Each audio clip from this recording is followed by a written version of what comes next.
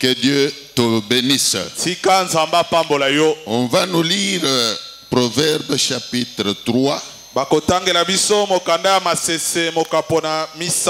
9e et 10e verset.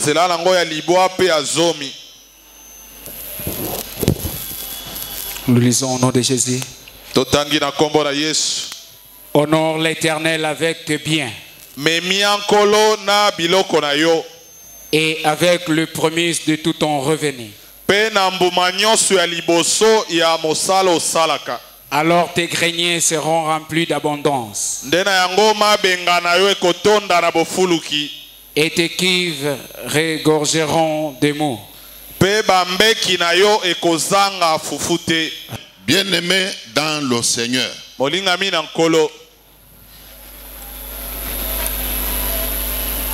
Dieu qui a créé l'homme souhaite que l'homme soit prospère. Même toi qui me regardes là, Dieu veut que tu sois prospère. Mais au jour d'aujourd'hui, nous ne prospérions pas. Beaucoup de gens ne prospèrent pas. S'il y a des malheureux sur la terre, c'est dans l'église que vous pouvez facilement les trouver. C'est dans l'église qu'il y a maintenant des pauvres. C'est dans l'église qu'il y a des malheureux. C'est dans l'église qu'il y a des mendiants. S'il y a des gens qui sont malheureux sur la terre, c'est dans l'église que nous les trouvons. Comment expliquer cela? Comment justifier cela? Vous trouvez des gens qui prient, mais qui manquent même la nourriture. Il manque de quoi payer la scolarité des enfants. Vous trouvez des gens incapables même de se payer les loyers. Alors qu'il est dit dans la Bible que l'or et l'argent appartiennent à qui? Je voudrais que vous me répondiez à cette question. L'or et l'argent appartiennent à qui? Mais c'est le Dieu là que nous prions. Nous prétendons être ses enfants. Nous prétendons lui appartenir. Lui à qui appartiennent l'or et l'argent. Mais comment expliquer que nous manquons l'argent?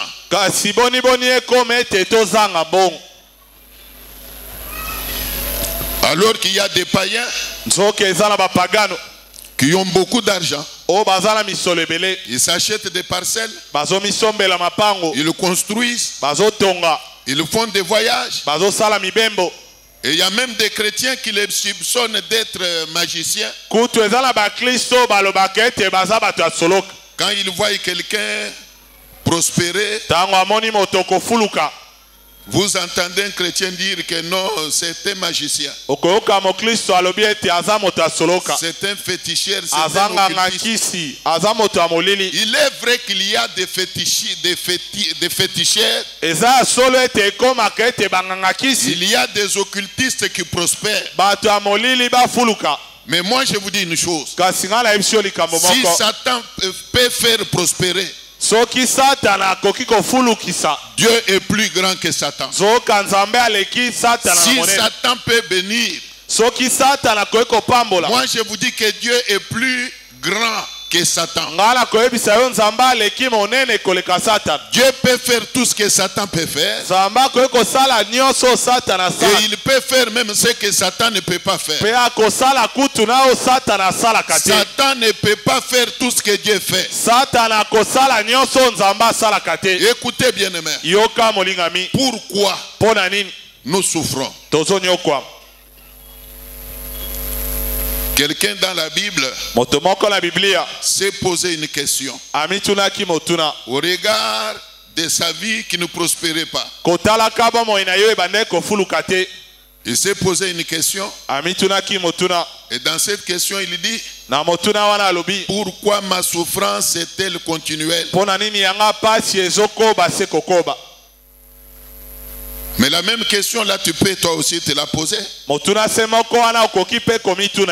Surtout maintenant que nous venons d'entamer une année nouvelle. Toi qui as des difficultés, toi qui ne prospères pas, toi qui manques la paix, tu peux toi aussi te poser cette question là. Pourquoi ta souffrance est-elle continuelle? Et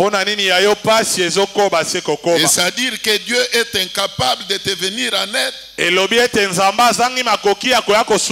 Moi je crois que même le malheureux peut être consolé.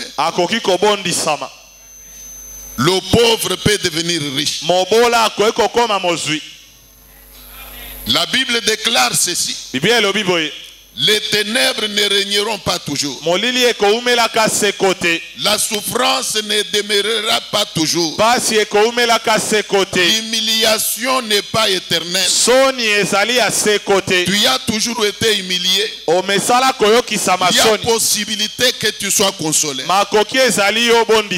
On vient de nous chanter là en disant Bakoyoka Sango. Ils vont entendre tes nouvelles. Mais quelles sont les nouvelles qu'eux vont entendre? Tu veux qu'on entende quelles nouvelles de toi? Mais selon l'esprit de la chantre qui a chanté là, les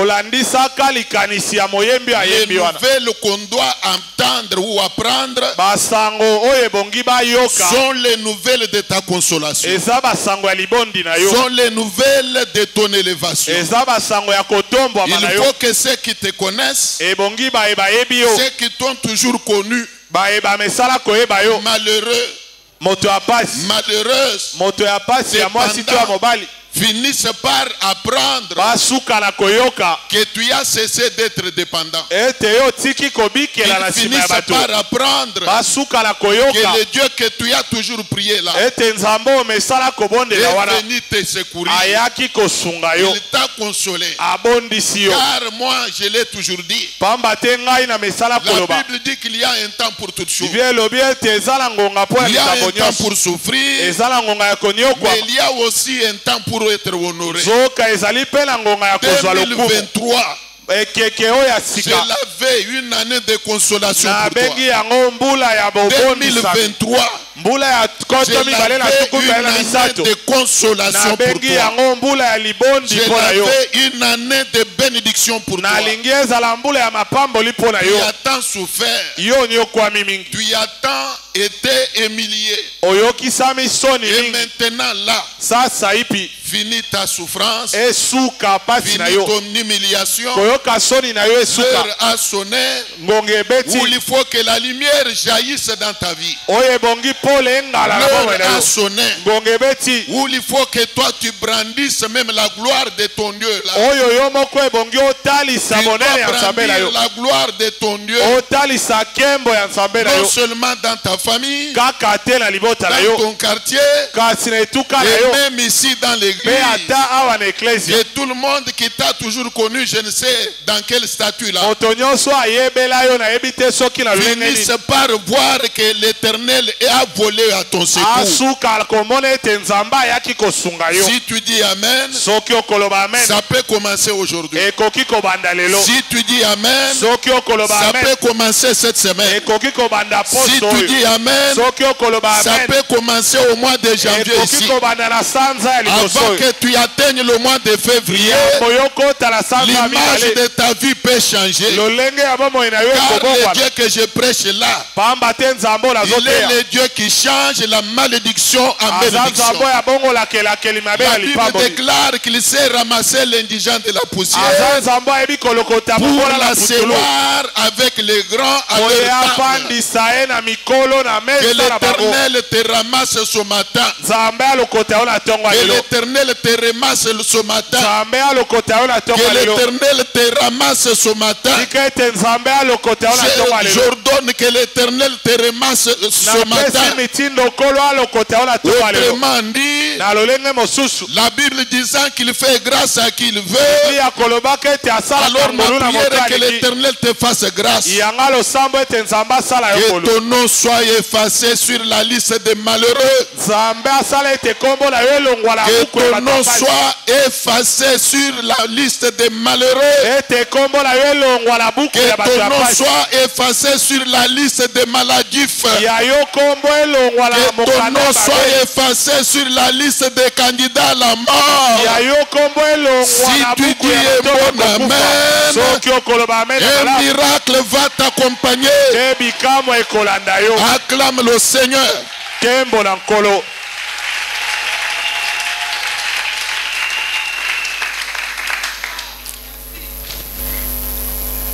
Je peux avancer? Puis-je avancer? Que Dieu vous bénisse.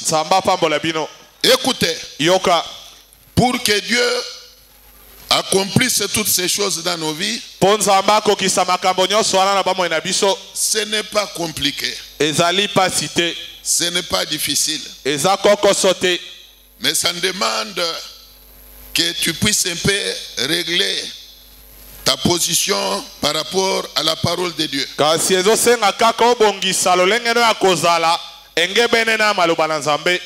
La Bible dit que la main de Dieu n'est pas courte pour sauver. Et moi je dis que la main de Dieu n'est pas courte pour bénir. La main de Dieu n'est pas courte pour consoler. Dieu ne manque pas la capacité de te venir en aide. Il n'est pas non plus incapable de donner solution à tes problèmes. Et si jusqu'au jour d'aujourd'hui, tu ne vis pas les miracles de Dieu, ce n'est pas la faute à Dieu. Mais c'est plutôt à cause de certaines choses. Nous avons depuis toute cette semaine parlé de la malédiction. En faisant voir qu'il y a la malédiction venant des hommes. Comme aussi il y a des malédictions venant de Dieu. Et la malédiction peut venir de Dieu comment? Alors, la malédiction peut venir de Dieu seulement quand l'homme n'honore pas Dieu. Quand l'homme n'obéit pas à la parole de Dieu. Comme vous avez eu à l'entendre, la Bible dit que si vous n'obéissez pas, si vous ne prenez pas cœur de donner gloire à Dieu, voici les malédictions qui seront votre partage. C'est quand l'homme n'obéit pas à la voix de Dieu, il y a des malédictions qui vont le suivre. Il y a des malédictions qui vont s'attacher à lui. Écoutez bien aimé, nous avions également dit ceci: vaut mieux être maudit par la nature, vaut mieux être maudit par un humain. Quand Dieu interviendra, il va trancher, plutôt que d'être maudit par Dieu lui-même. Si vous lisez 1 Samuel chapitre 2 verset 25, la Bible dit ceci: si un homme pêche contre un autre homme, Dieu le jugera. Mais s'il pêche contre l'Éternel, qui intercédera pour lui? Y a-t-il des gens qui me suivent? Si ceux qui me suivent sont là, qu'ils disent Amen. Si ceux qui me suivent sont là, qu'ils secouent la main droite. Acclamez la parole de Dieu.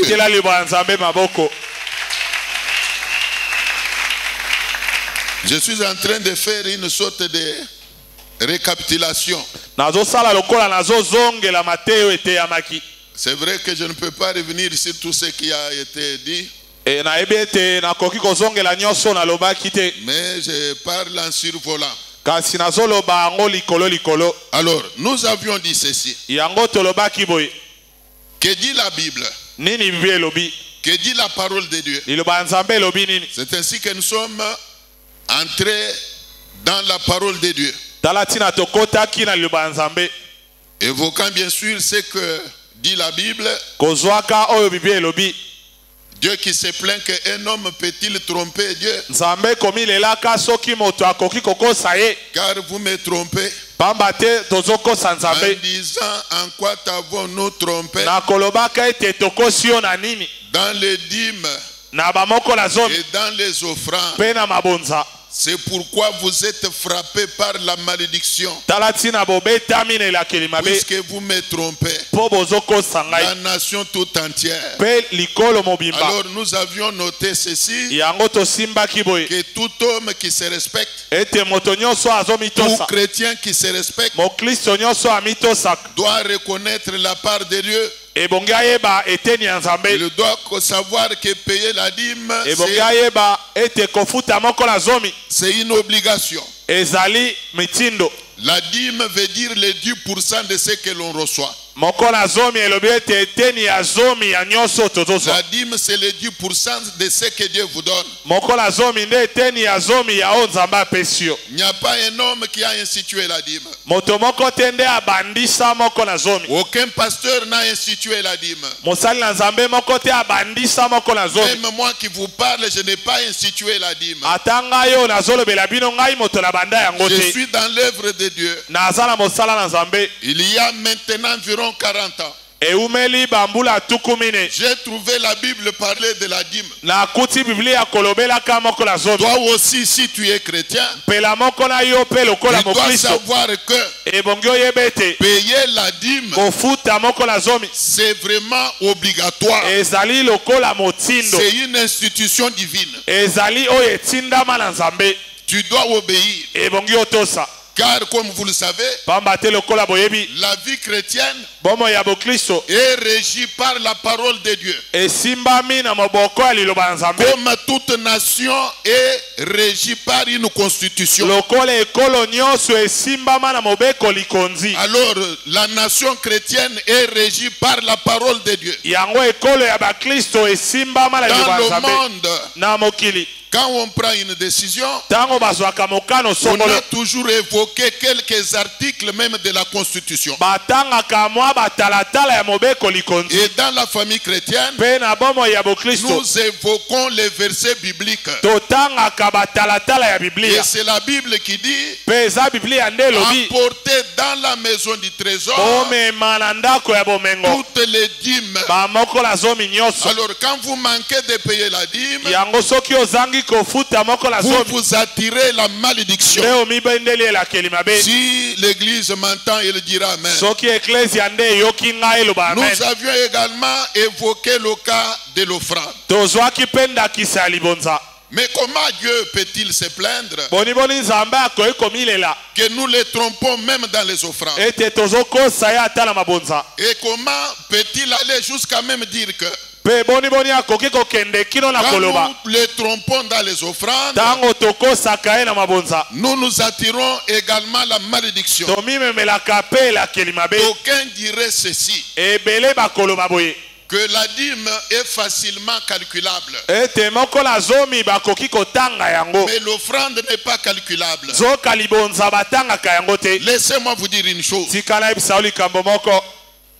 Tel que nous sommes là, Dieu connaît tout le monde. Dieu connaît nos poches. Dieu connaît nos avoirs.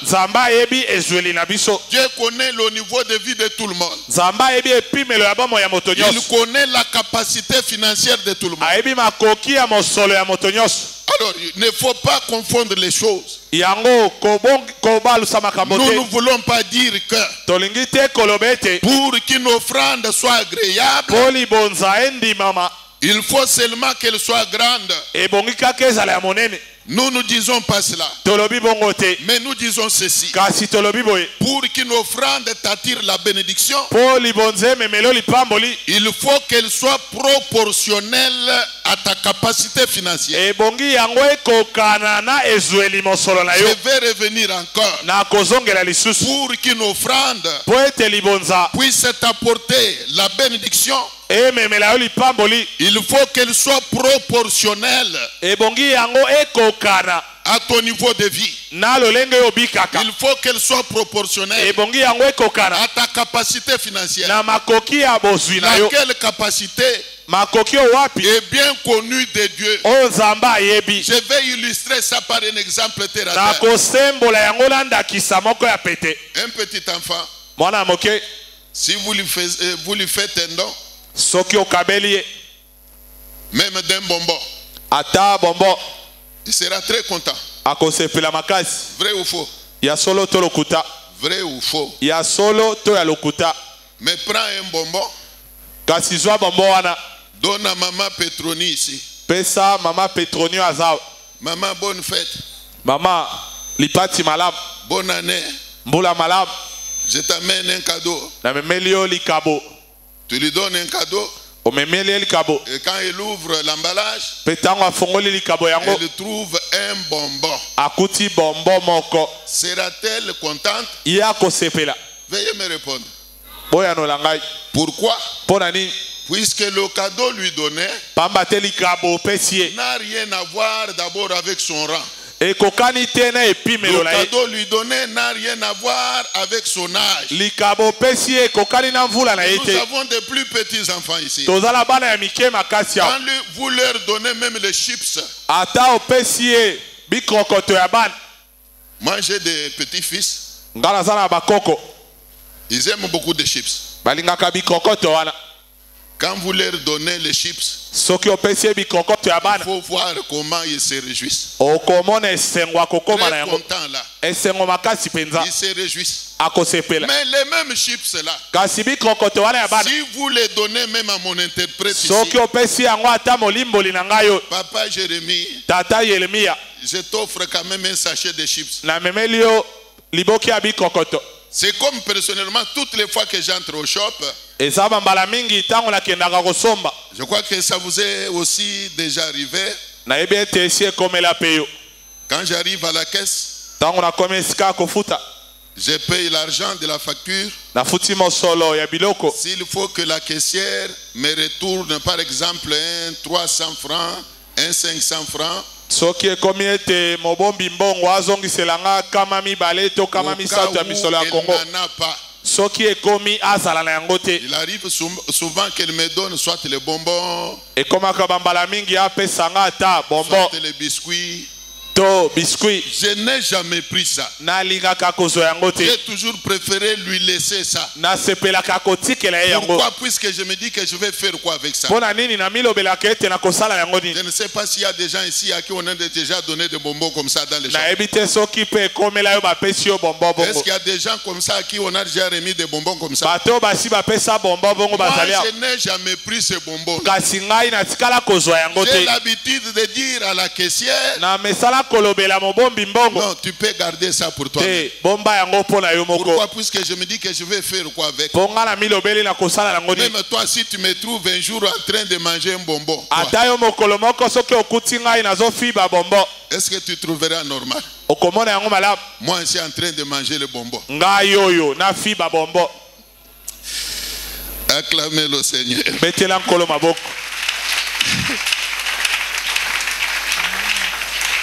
Est-ce qu'il y a des gens qui sont branchés? Est-ce qu'il y a des gens qui sont en train de comprendre ces choses? Que Dieu vous bénisse.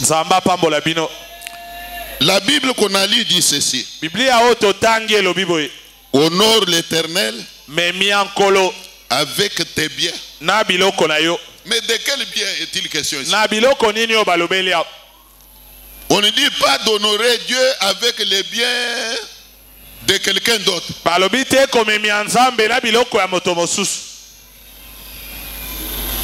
On dit honore l'Éternel avec tes biens. Balobi memia nzambe na ya yo biloko.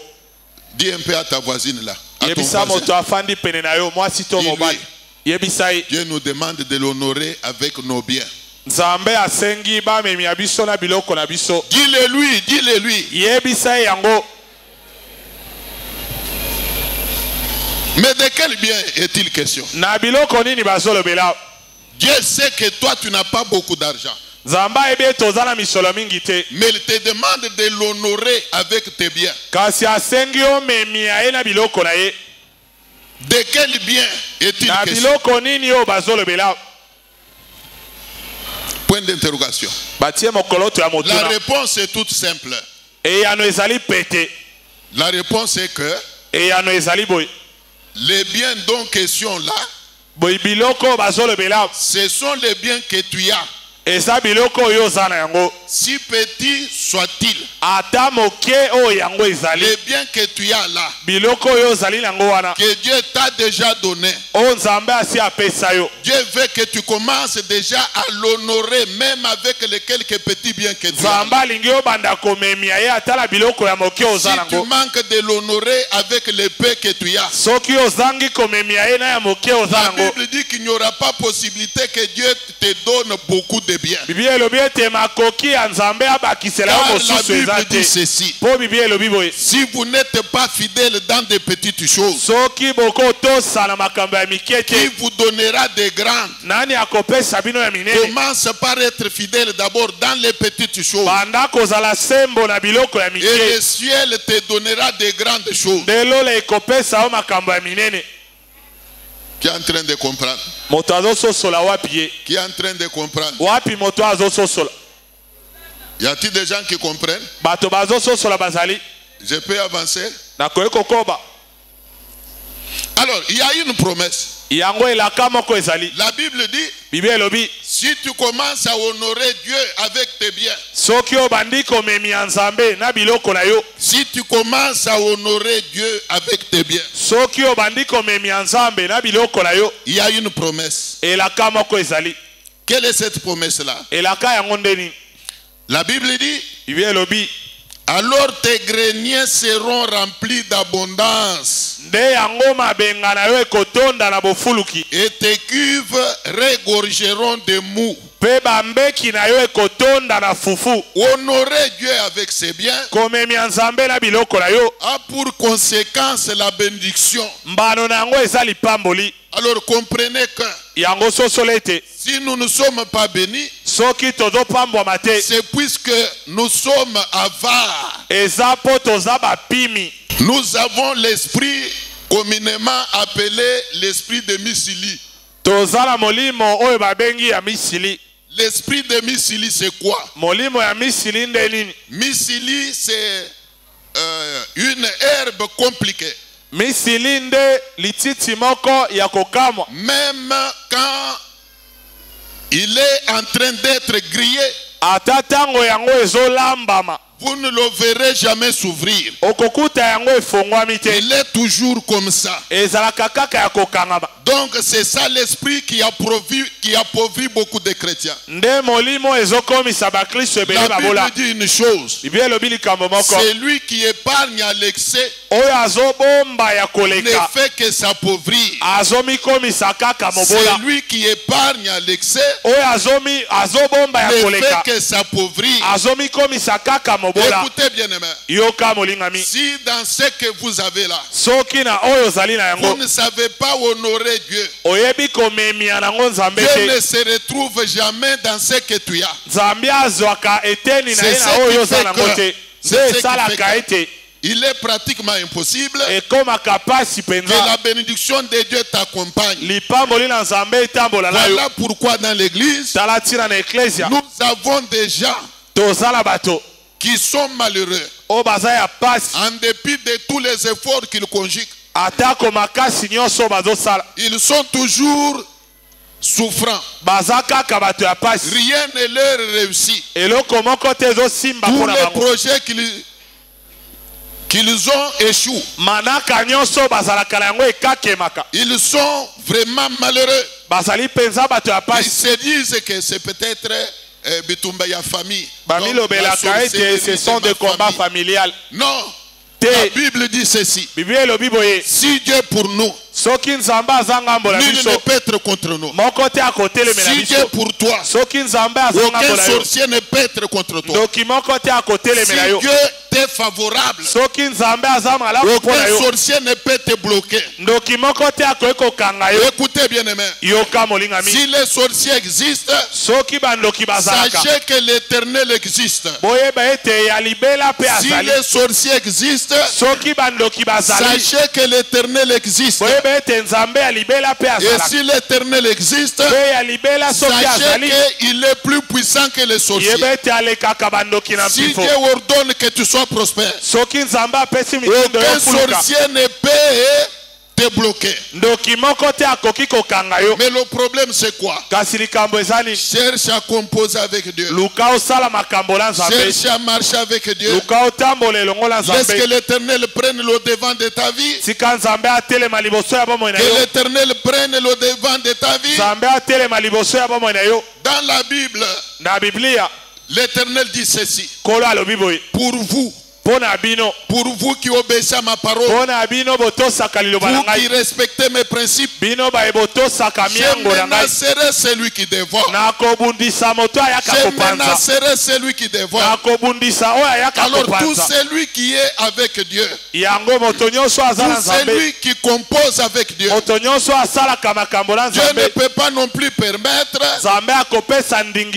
qu'un sorcier puisse bloquer sa bénédiction. Laissez-moi vous dire, tout le monde que vous voyez prospérer là, tout le monde que vous voyez heureux là, dans leur famille il y a des sorciers, dans leur quartier il y a des sorciers, mais malgré la sorcellerie qu'il y a dans leur famille, quand bien même ils ne fréquentent même pas les églises, mais Dieu les bénit, Dieu les rend prospères. Tout ce qu'ils font réussit. Pourquoi? Puisqu'ils respectent les principes de Dieu. Je voudrais vous révéler ici en passant, il y a des païens qui ne viennent même pas à l'église, mais qui respectent les principes de Dieu. Des païens qui prospèrent. Et par moments, certains chrétiens ignorant de la réalité, vous les entendez même dire, mais moi je suis fatigué d'aller à l'église parce que Dieu ne me bénit pas, alors que j'ai des amis qui ne prient même pas mais qui sont prospères. Mais toi, tu ne connais pas le secret de tes amis là. Même ne fréquentent pas les églises. Mais il y a des principes de la prospérité qu'ils respectent. Lesquels principes ne sont pas respectés par toi. C'est ce qui fait que ces gens-là prospèrent. Il y a des païens qui donnent la dîme. Je vous l'ai toujours dit. J'ai toujours reçu des païens ici dans mon bureau. Vous voyez quelqu'un venir, vous dire que non, je ne prie pas avec vous. Et Dieu m'a dit de venir vous donner ma dîme. Je vous l'ai toujours dit. Il y a même quelqu'un qui ne prie, que je ne connaissais même pas, qui avait frôlé la mort à la suite d'un accident de circulation. Mais après que Dieu l'avait sauvé, il est venu me voir. Et quand il est venu, il m'a rendu son témoignage en disant qu'il venait de rater la mort. Et comme Dieu l'a sauvé, il a survécu. Alors je viens lui donner l'action de grâce. Il est en train de me demander où amener cette action de grâce. Dieu m'a dit de venir vers vous. Alors veuillez recevoir de mes mains mon action de grâce. Mais parfois toi qui viens dans l'église, tu ne connais même pas la notion de l'action de grâce. Par exemple, L'année a changé. Vous les bongwani. Tu avais tel âge l'année passée. Aujourd'hui, tu as ajouté une année de plus. Quelle action de grâce as-tu donné? Tu étais malade. Dieu t'a sauvé. Qu'est-ce que tu lui as donné comme offrande d'action de grâce? Acclamez le Seigneur.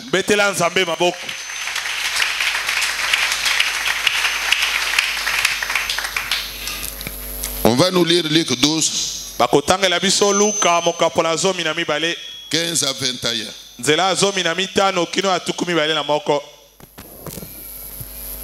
Est-ce que nous sommes dans la joie d'écouter ces choses?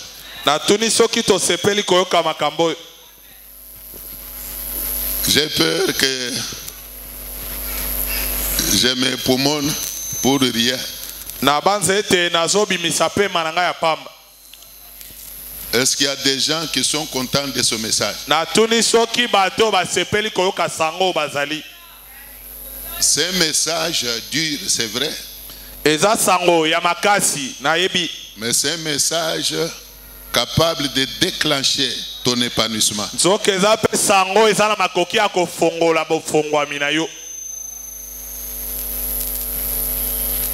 La Bible dit que dans l'église ancienne, il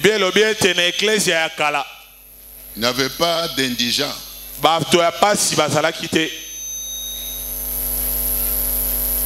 J'avais évoqué que dans le temps ancien, même dans notre église ici, nous avons connu des gens qui étaient puissamment riches.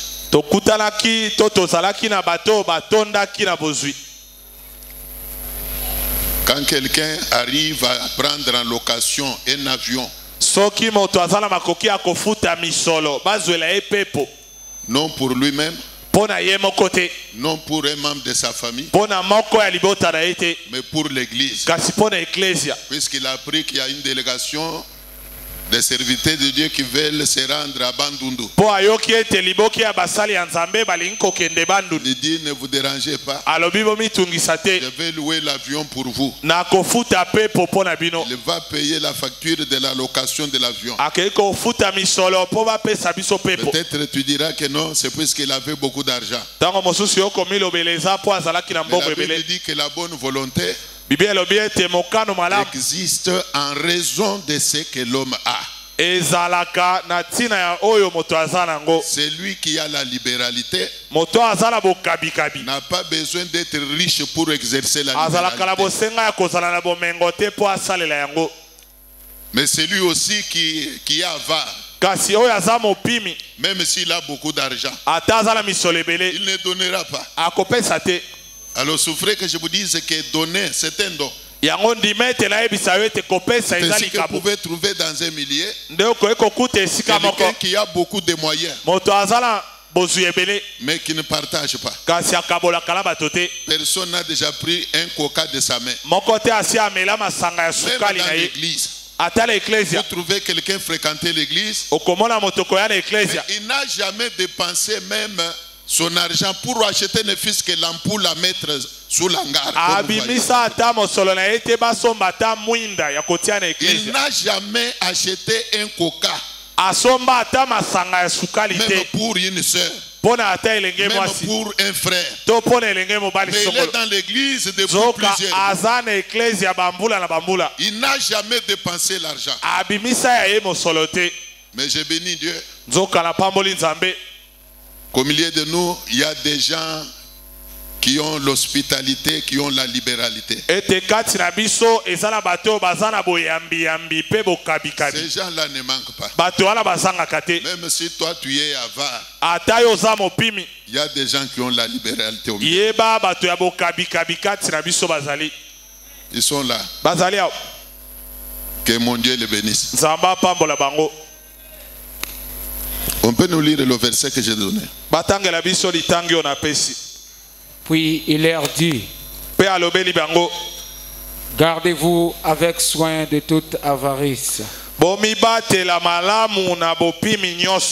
car la vie d'un homme ne dépend pas de ses biens.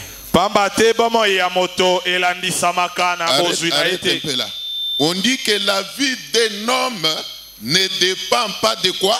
De ses biens. Balobi bomo ya moto ekangami na biloko na yete. Bolembi. Oh. Pourquoi on dirait mawa mawa? Boyoki sangwa matanga. Ou bien tokata? Tokata? Est-ce qu'on peut arrêter?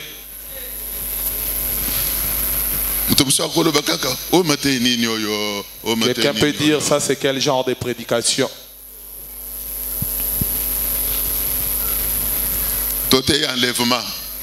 Qu'on prêche plutôt l'enlèvement. Qu'on prêche l'enlèvement. Vraiment, fallait battre biso.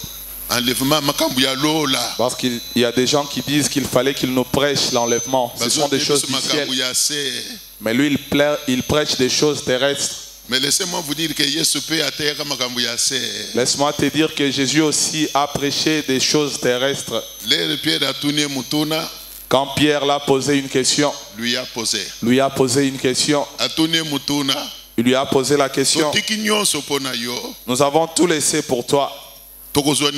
Et qu'est-ce que nous aurons en retour? Et qui pourrait nous donner la réponse de Pierre? Vous vous rappelez de la question? Pierre demande à Dieu, à Jésus, nous avons tout laissé pour te suivre. Et dis-nous maintenant, qu'est-ce que nous gagnerons en retour? Est-ce qu'il y a quelqu'un qui connaît la réponse que Dieu et Jésus avait donnée à Pierre? Oui, papa. Il lui avait répondu comment?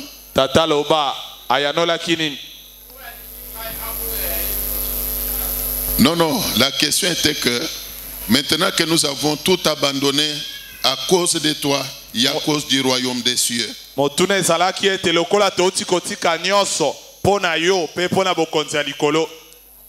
À quoi pouvons-nous nous attendre?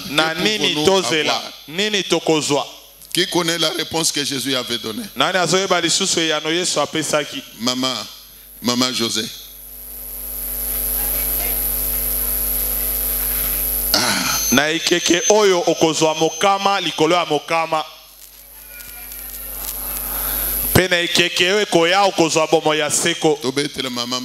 Tobetela mama maboko makasi. Photos de la mama ba yebi Bible. Yango. Et non tous de la mama kaka balandela ka via bat. Amen.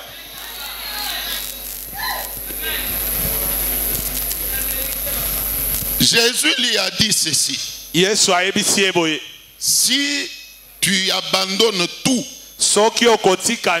à cause de moi et à cause de l'évangile dans ce siècle-ci. Mais comment Jésus peut faire allusion au siècle présent? Il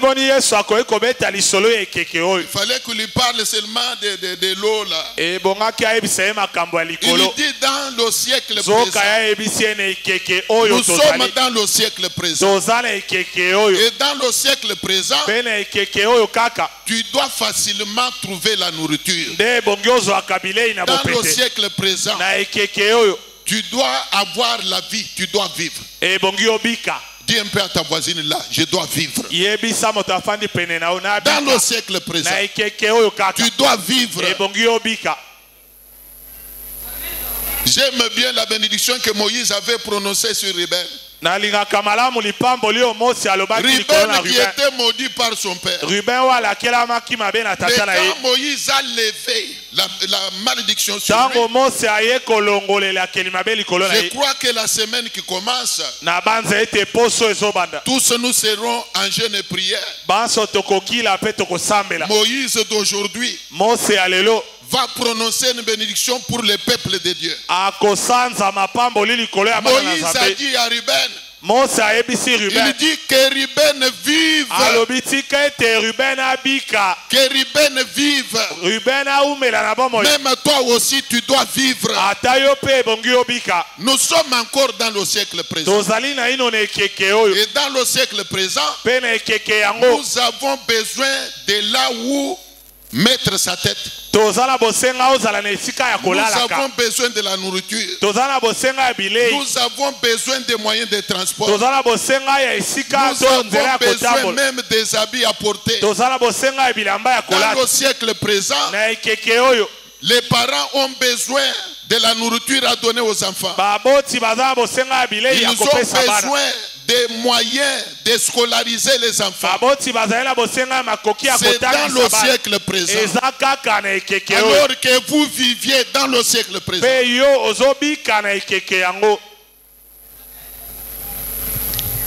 Et Jésus a parlé du siècle présent avant de parler du siècle à venir. Le siècle à venir, permettez que je vous dise que ça dépend de Dieu. Même l'enlèvement ne dépend pas d'un homme. L'enlèvement dépend de Dieu. Permettez que je vous révèle le cœur. Même les noms de ceux qui seront enlevés sont déjà écrits. Dieu lui-même connaît ceux qui seront enlevés. Lors de l'église primitive, Jésus a envoyé les disciples 2 à 2. Il y a le retour. Ils font rapport à Jésus en lui disant que même les démons nous sont soumis. Et Jésus a dit, ne vous réjouissez pas de ce que les démons vous ont obéi, mais réjouissez-vous de ce que vos noms sont inscrits dans le livre de vie. Et aussi étaient surpris d'apprendre que leurs noms étaient écrits dans le livre de vie.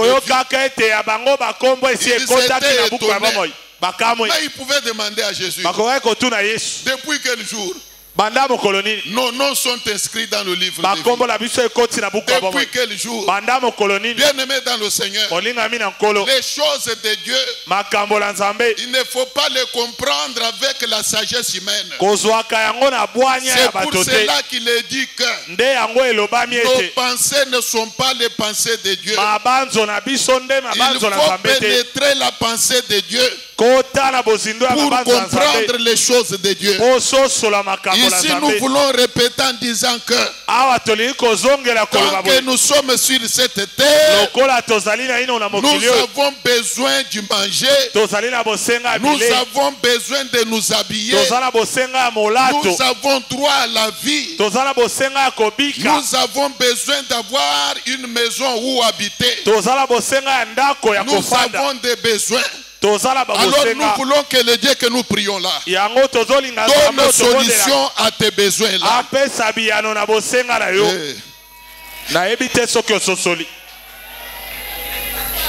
Tu peux continuer ta lecture. Fut-il dans l'abondance. Et il leur dit cette parabole.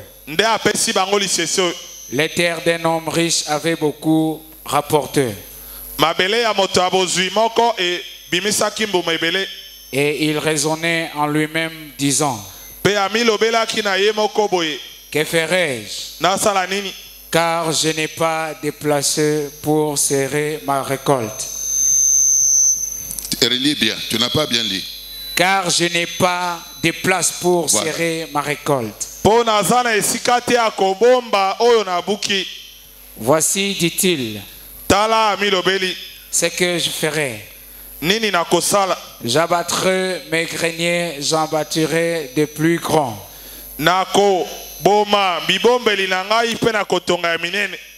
J'y amasserai toute ma récolte et tous mes biens. Et j'irai à mon âme. J'irai et je dirai à mon âme, mon âme, tu as beaucoup de biens en réserve pour plusieurs années.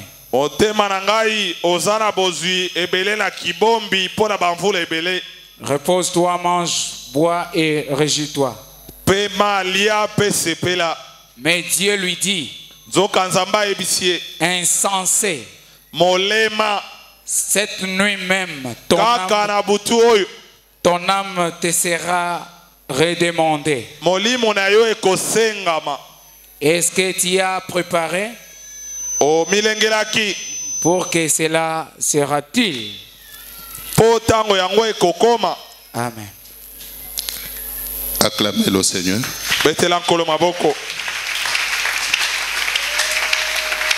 Je voudrais revenir sur ce texte-là avec des explications. D'abord, la Bible dit que la vie d'un homme ne dépend pas de ses biens. Alors je voudrais que tu saches que ta vie à toi qui me regarde là ne dépend pas de ton argent. Ta vie ne dépend pas des avoirs. Tu peux avoir beaucoup de biens. Tu peux avoir des parcelles. Tu peux avoir beaucoup de femmes. Tu peux avoir beaucoup d'argent. Tu peux avoir beaucoup de diplômes. Tu peux avoir beaucoup de biens. Mais ici, le Seigneur dit que ta vie ne dépend pas de tous ces biens-là. Nous devons nous entendre d'abord là-dessus. Pour preuve, quand un homme riche meurt, on l'enterre sans argent. Quand un homme riche meurt, on l'enterre sans aucun de ses biens. Vrai ou faux? Alors c'est pour cela que la Bible dit que la vie d'un homme ne dépend pas de ses biens. Vit-il dans l'abondance? Il y a des gens qui meurent laissant parfois l'argent logé dans certains comptes bancaires inconnus.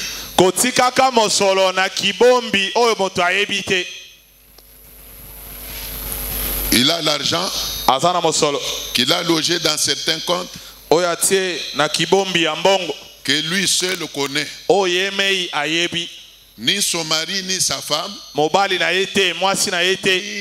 aucun de ses enfants ne connaît ce compte-là. Mais quand il meurt, puisque la mort surprend en tout lieu, il y a des gens qui meurent en cours de route. Le matin, il s'est réveillé bonnement là. Mais en cours de route, il pique, crise et il meurt. Mais quand il meurt là, il n'a pas dit au revoir à aucun membre de sa famille. Il meurt comme ça. Mais l'argent qui était logé dans tel ou tel compte bancaire reste ignoré par même sa famille. Il y a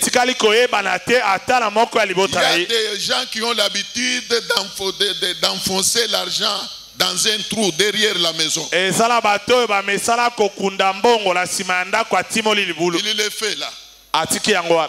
Je peux même évoquer un cas d'un blanc qui vient de mourir il y a 2 semaines.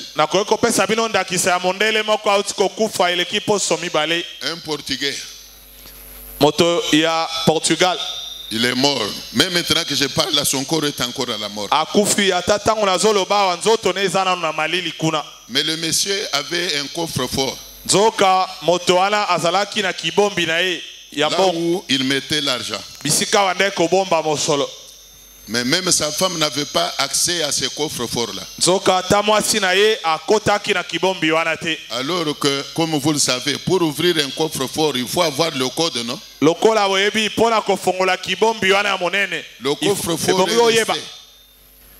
Le coffre-fort est resté contenant l'argent. Mais la femme ne sait même pas l'ouvrir. On dit que le monsieur avait l'habitude de garder l'argent dans son bureau. Dans son bureau. Et quand il est mort, la compagnie a bloqué le bureau. Quand la femme qui savait déjà que le mari avait l'habitude de garder aussi l'argent dans le bureau, elle cherche à accéder au bureau, elle trouve la porte du bureau bloquée. Et la compagnie ne veut pas lui donner la clé, accès même au bureau. Et maintenant que nous parlons là, elle a dû engager un avocat. Ça devient maintenant un contentieux. Domaine de Papa Charles. Ça devient contentieux. Il faut maintenant qu'on amène, qu'on porte plainte, qu'on fasse ceci ou cela. Mais le monsieur locaux est encore à la maison. Mais maintenant qu'il est mort, est-ce qu'on va l'enterrer avec son argent? C'est là que la Bible dit que la vie d'un homme ne dépend pas de ses biens. Même s'il est dans l'abondance. Toi, tu as des biens. Au lieu d'associer Dieu, au lieu de reconnaître Dieu, au lieu de servir Dieu avec tes biens, au lieu d'honorer Dieu avec tes biens, mais tu lui fermes la main. C'est d'abord là un danger pour toi. Alors on dit là-bas qu'un homme avait un champ, lequel champ avait beaucoup rapporté. Il avait récolté beaucoup de semences. Alors qu'est-ce qu'il s'est dit? Je vais briser les greniers que j'ai. Je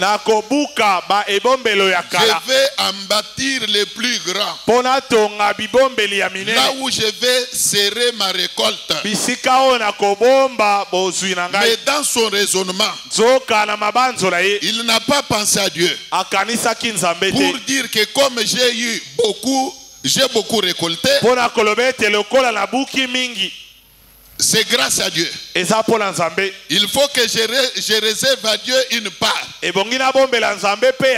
n'a pas osé penser à Dieu. Mais il s'est dit, je vais amasser toute ma récolte. Et après je dirai à mon âme, réjouis-toi, tu as beaucoup de biens en réserve. Réjouis-toi. Mais écoutez maintenant ce que Dieu dit. Insensé. Dieu l'appelle insensé. Insensé pourquoi? Puisqu'il n'a pas pensé à Dieu. Il n'a réservé aucune part à Dieu. Il n'a pensé qu'à son propre ventre. C'est pour cela que Dieu le qualifie d'insensé. Il y a même un verset dans la Bible.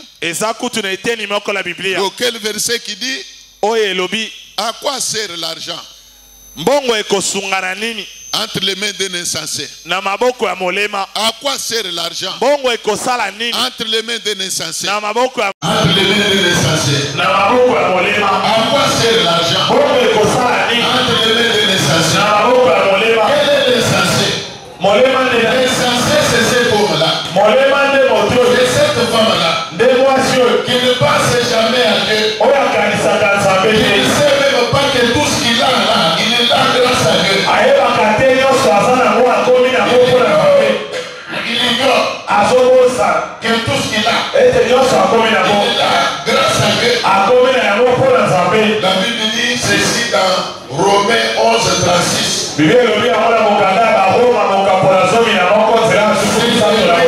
C'est de lui, par lui et pour lui que sont toutes choses. Ça veut dire quoi? Tu n'as rien contre Dieu là. Tu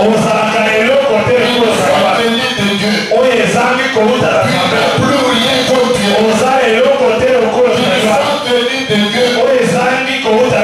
L'intelligence, c'est Dieu qui la donne. Même le savoir-faire vient de Dieu.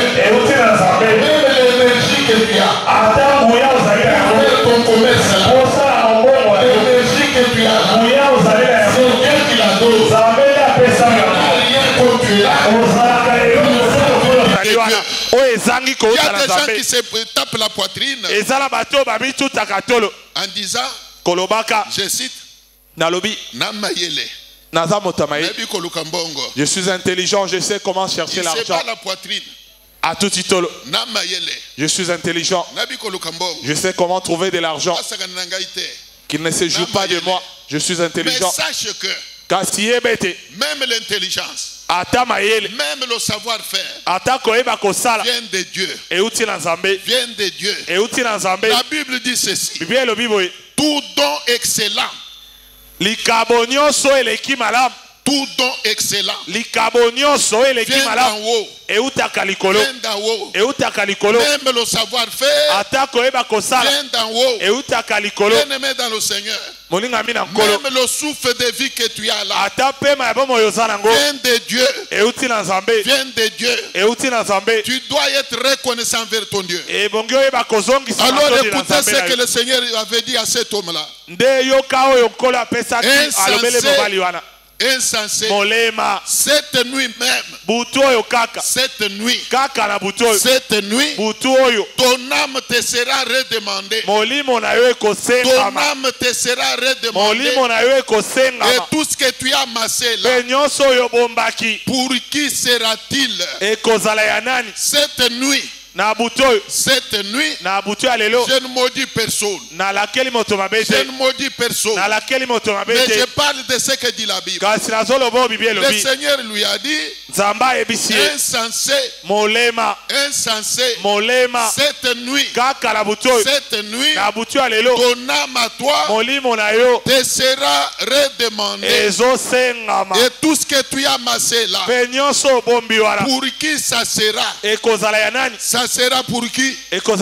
L'argent que tu t'as amassé, la fortune que tu t'es constituée, les habits que tu as amassés là, les parcelles que tu as à travers toutes les communes. Tu as des parcelles partout. Tu en as même 3. Tu en as même 4. Pour qui? Ça va revenir. Ça reviendra à qui? S'il arrive que tu meurs aujourd'hui, insensé, cette nuit même, ton âme te sera redemandée. Et en fin de compte, Jésus lui dit, il en est ainsi pour tout homme, pour toute femme qui n'est pas riche pour Dieu, mais qui est riche pour lui-même. Dans l'église aujourd'hui, beaucoup de gens ne veulent pas devenir riches pour Dieu. Même si nous nous mettons ici à demander l'argent, vas-tu demander ça pour devenir riche pour Dieu ou pour devenir riche pour toi-même, devenir riche pour ton foyer? Quand tu ne fais rien pour la maison de Dieu, tu ne fais rien pour Dieu, Dieu n'a pas de part dans ton avoir. Dieu n'a pas de part dans ta richesse. Dieu ne profite rien de tes mains. Alors tu es riche pour toi-même. Bien-aimé dans le Seigneur, vous voulez être prospère, devenez riche pour Dieu. Devenez riche pour Dieu. Devenez riche pour Dieu. Et l'Éternel va multiplier vos avoirs là. Quand tu auras besoin de l'argent, au lieu que toi tu poursuives l'argent, l'argent te poursuivra. L'argent te poursuivra. Au lieu que tu poursuives je ne sais quoi, les biens du monde te poursuivront. Les biens du monde te poursuivront. Ce que tu pourras faire va toujours te rapporter. Ça va toujours te rapporter. Tu n'auras pas un quelconque effort à conjuguer. Tu n'auras pas d'effort à conjuguer. Quand tu appelleras l'Éternel, il te dira me voici. Il te dira me voici. Bien-aimé dans le Seigneur, je termine par dire que en ce qui concerne la bénédiction financière, la bénédiction matérielle, la délivrance ne vient pas par des jeûnes. La délivrance ne vient pas par de longues prières. Vous voulez être béni, commencez à pratiquer les principes de Dieu. Commencez à pratiquer les principes de Dieu. Et la prospérité vous poursuivra. La bénédiction vous poursuivra. L'argent vous poursuivra. L'argent vous poursuivra. L'argent vous localisera. Que vous soyez à Mitendi, que vous soyez à Kasangulu, que vous soyez à Kisenso, l'argent va te localiser. L'argent va te poursuivre. Même dans le petit commerce que tu fais là, tu verras que tu n'auras rien à forcer. L'argent va te poursuivre au point que ton entourage commencera à changer le langage. Et ta renommée va circuler. Comme tu vas chanter là, ta renommée se répandra. Le langage de tes ennemis changera. La Bible dit qu'il y a de la joie à donner qu'à recevoir. Il y a de la joie à donner qu'à recevoir.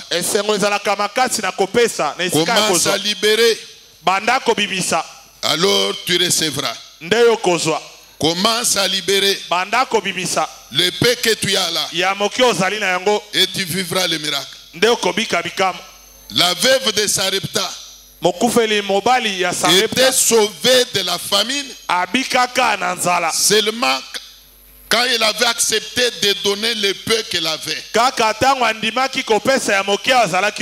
veuve de Sarepta était sauvée de la famine qui s'abattait sur la ville seulement quand elle avait accepté de donner le peu qu'elle avait.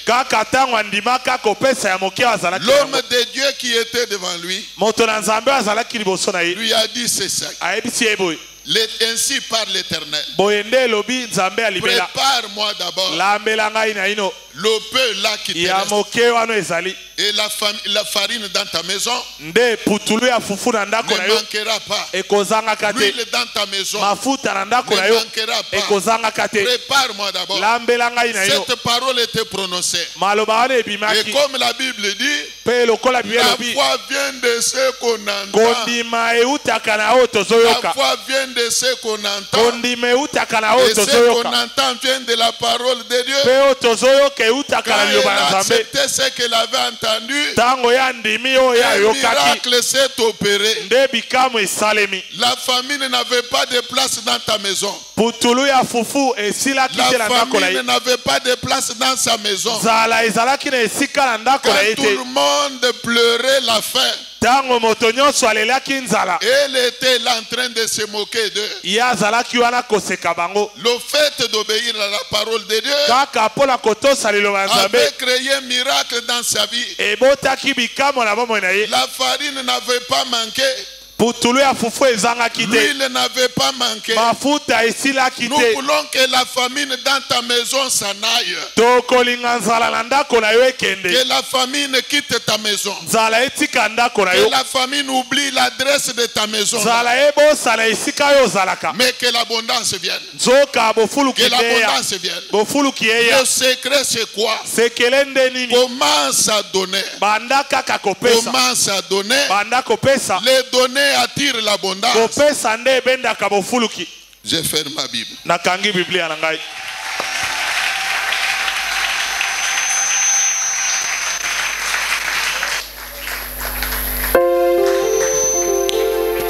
Veuillez vous tenir debout.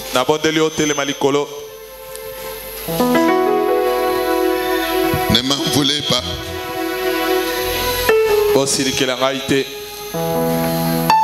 Je ne fais que transmettre ce que Dieu avait mis sur ma langue. Veuillez vous tenir debout. Souffrez que je vous prenne encore même quelques petites minutes de prière. Veuillez vous tenir debout. Ne soyez pas mal intentionnés. C'est pour ton bien. C'est pour ton bonheur que nous sommes en train de parler de ces choses. Alors je voudrais que maintenant tout le monde implore la grâce de Dieu. La Bible dit que si vous entendez sa parole, n'endurcissez pas vos cœurs. C'est la parole de Dieu que nous venons de proclamer. Et si tu l'as accueilli avec joie, tu vas t'humilier en implorant juste la grâce de Dieu. Disant au Seigneur, Papa, j'ai entendu ta parole. Fais-moi grâce. Fais-moi grâce. Je ne sais pas me défendre devant toi. Tu es un Dieu miséricordieux. Fais-moi grâce. Pardonne la petitesse de ma foi. Cette année qui commence, je m'engage à marcher selon ta parole. Mais pour l'instant, daigne me faire grâce. Prions le Seigneur.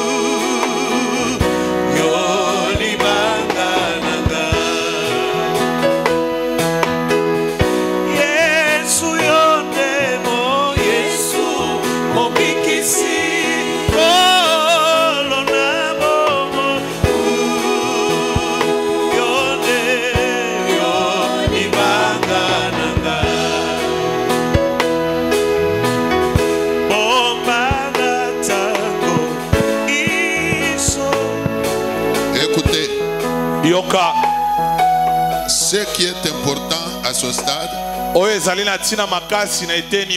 c'est la décision que tu peux avoir prise de commencer à respecter les principes de Dieu dans la gestion quotidienne de tes biens. C'est ce qui est important. La décision que tu peux avoir prise d'impliquer Dieu dans la gestion de tes biens. Respecter les principes de Dieu. C'est ce qui est important. Alors nous avions dit ceci. Le diable dans sa ruse, il a toujours profité quand Dieu tourne le dos à quelqu'un. Quand Dieu tourne le dos à quelqu'un, les sorciers en profitent. Maintenant que tu t'es engagé à respecter les principes de Dieu, tu fais la prière maintenant. Tous les plans du monde des ténèbres, tous les plans des sorciers, visant à bloquer ton épanouissement, visant à t'appauvrir, tu vas les bannir maintenant. Tu vas les anéantir maintenant. Prions le Seigneur.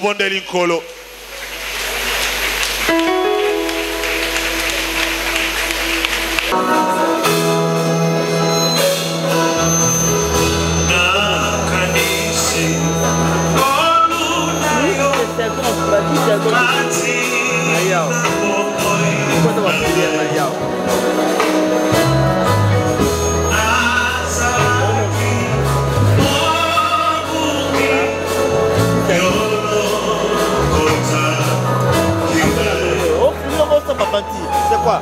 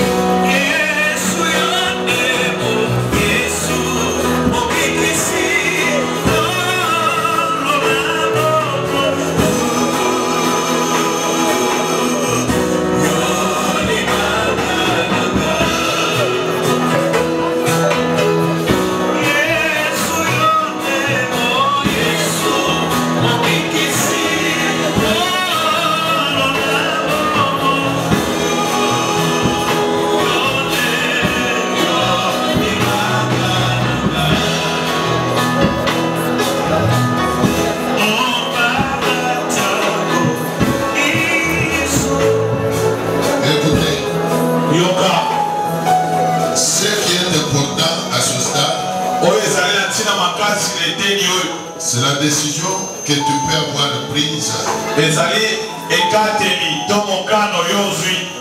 de commencer à respecter les principes de Dieu dans la gestion quotidienne de tes biens. C'est ce qui est important. La décision que tu peux avoir prise d'impliquer Dieu dans la gestion de tes biens, respecter les principes de Dieu, c'est ce qui est important. Alors nous avions dit ceci: le diable dans sa ruse, il a toujours profité quand Dieu tourne le dos à quelqu'un. Quand Dieu tourne le dos à quelqu'un, les sorciers en profitent. Maintenant que tu t'es engagé à respecter les principes de Dieu, tu fais la prière maintenant. Tous les plans du monde des ténèbres, tous les plans des sorciers, visant à bloquer ton épanouissement, visant à t'appauvrir, tu vas les bannir maintenant. Tu vas les anéantir maintenant. Prions le Seigneur.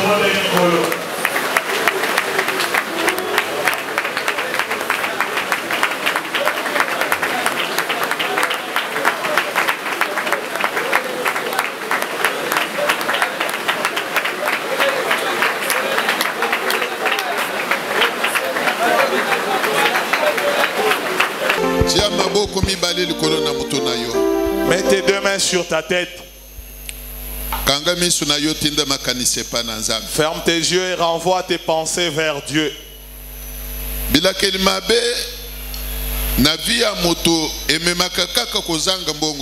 Les malédictions dans la vie d'un homme, cela n'apporte pas seulement la sécheresse financière.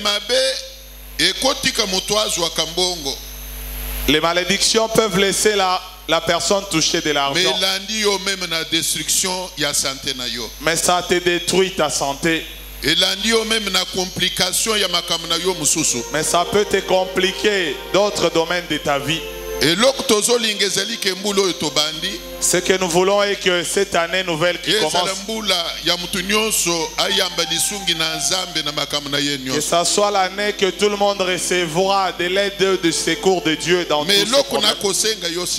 Mais ce que je te demande maintenant, prends la décision.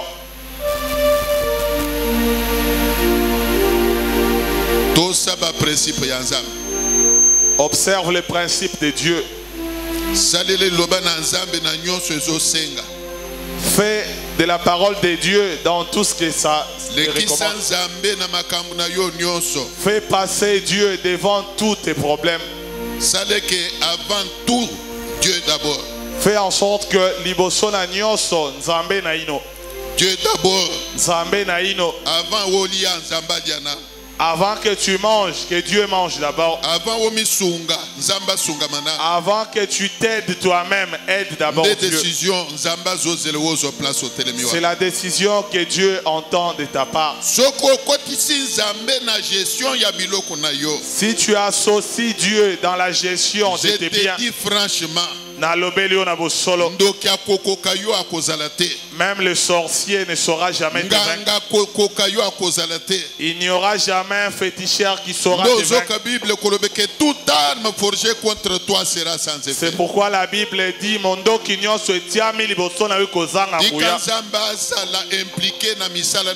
laisse que Dieu s'implique dans tes travaux et tu restes tranquille. Je vais prier pour toi. Sois concentré là où tu es.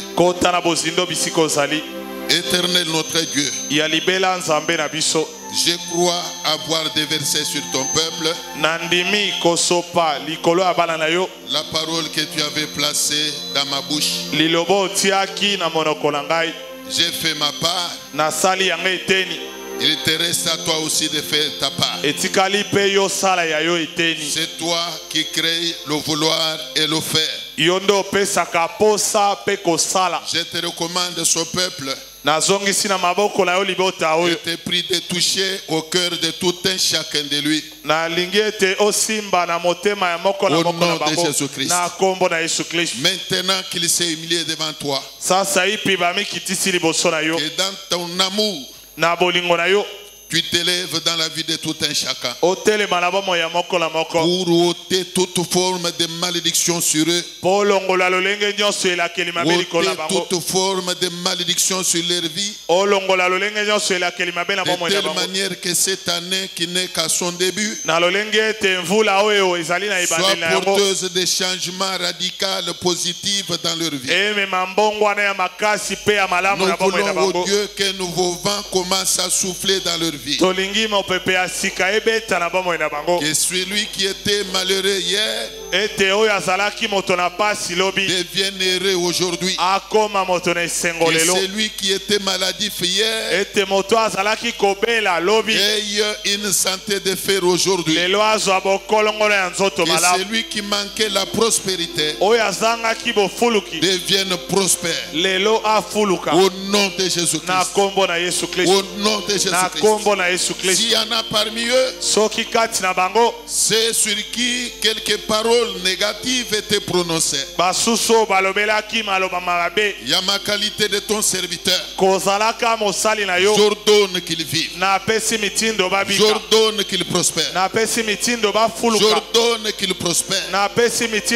Sur cette terre des eaux, qu'il prospère. Tu avais dit à Abraham que je rendrai ton nom grand. Ils sont là devant toi, fils et filles d'Abraham. Accorde que leur nom devienne aussi grand. Que leur nom devienne grand. Que leur renommée se répande pour la gloire de ton nom. Au nom de Jésus-Christ. Je crois que tu es capable d'accomplir toutes ces paroles que je viens de prononcer. Voilà pourquoi je te dis merci. Au nom de Jésus-Christ. Amen. Amen.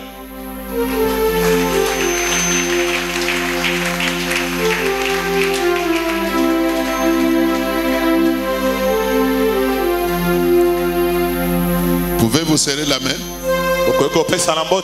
en vous souhaitant bonne digestion.